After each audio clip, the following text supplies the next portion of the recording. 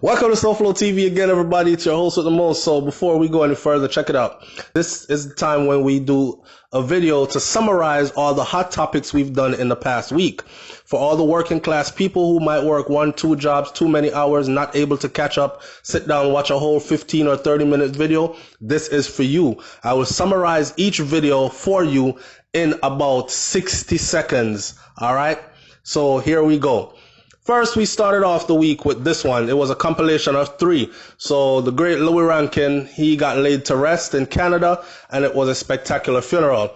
Then you have Spice, who put out a song where it's called Tables Turn, and that song I encourage you to go see. And the concept of it, where a man is asking his woman for the certain things in the bed and turn up the heat with she and a friend, and Spice has said, no, but what if me ask you to do that with you and one of your brethren them? Would you like that? And that kind of something there. Then, of course, the great Pocket Rocket. None other than Shelley and Fraser Price herself gets her bronze statue in front of the Olympic Stadium in Jamaica. Well received, well honored, and well deserving. And I read her speech that she gave. Well, she printed it on Instagram, and I read it to the audience to give you a feel of where she was coming from. Very inspiring. All right. And then, of course, it was on to this one now, where a lot of people have forgotten about this whole story with Andre and Andreen. Both very successful. One was a U.S. military major in the Navy, Air Force, and the other was a successful businesswoman. She went missing. He got caught 4 months later. You need to watch that one to find out how this unfolds. This one is deep. Then, of course, as you know, the U.S. military, again, is now in Jamaica. And they are in Jamaica in the form of a hospital that is on a floating ship. As you can see, that ship behind me in the icon right there, that is the exact ship that is in Jamaica right now, giving out medical aid. A voice note was leaked on social media where someone was warning Jamaicans, please don't go take any medical aid from them because they don't even give medical aid for free in the US. And there are people here that need it, free dental and all that. So we don't understand how they're in Jamaica giving away free dental and all that. I broke down for you. I didn't tell anybody not to go. I just broke down for you the reasons why people might be suspicious.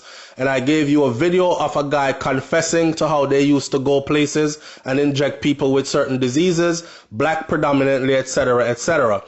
We also did a spin-off of that without the side chatter, just straight to the facts on BRAINS&THEBEAT, which is my other channel. And that's the icon you're looking at now.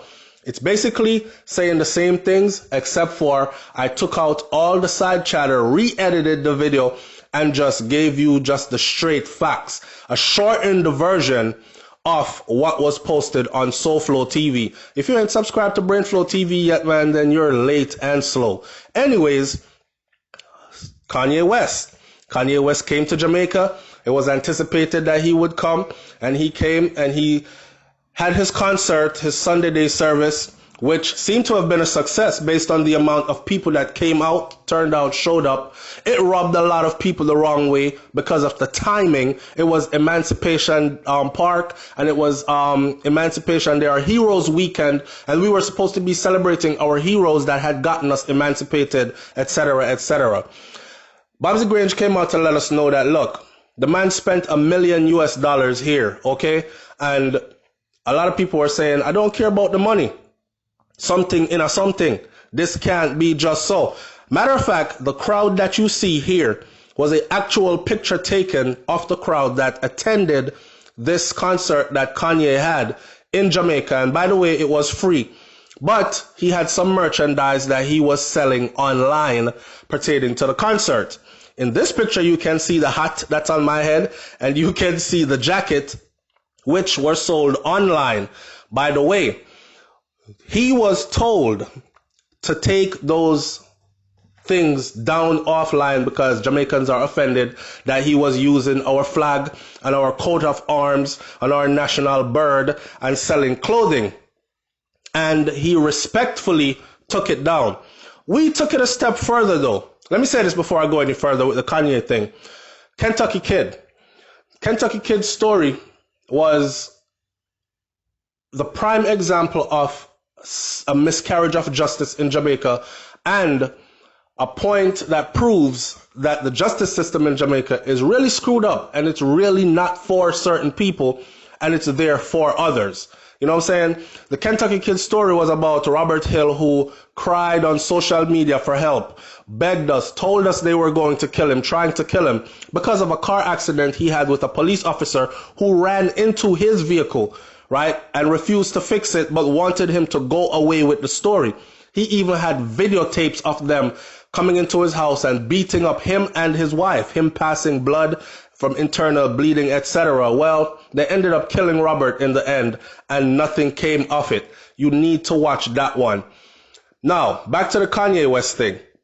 So we took it and we turned it into, let's have a whole conversation. Let's have a conversation about how come, if you look at this icon, this picture right here, you will see there's a white lady here wearing a white outfit that has our coat of arms on it. The coat of arms that you see on Kanye West's outfit is not our coat of arms with the alligator on top, right? This white guy you see wearing our coat of arms on it, and you see those Jamaican shoes, and there were many more items in this video. We took it a step further. What I wanted to show my audience was that for years and years, ever since selling stuff on the internet was invented, people have been taking stuff from Jamaica, the national bird, the flag, the coat of arms, just everything, and selling it online to an international crowd. And some people make pretty good money doing so, right? Now, why are we upset that Kanye West, who happens to be a black man, who spent $1 million,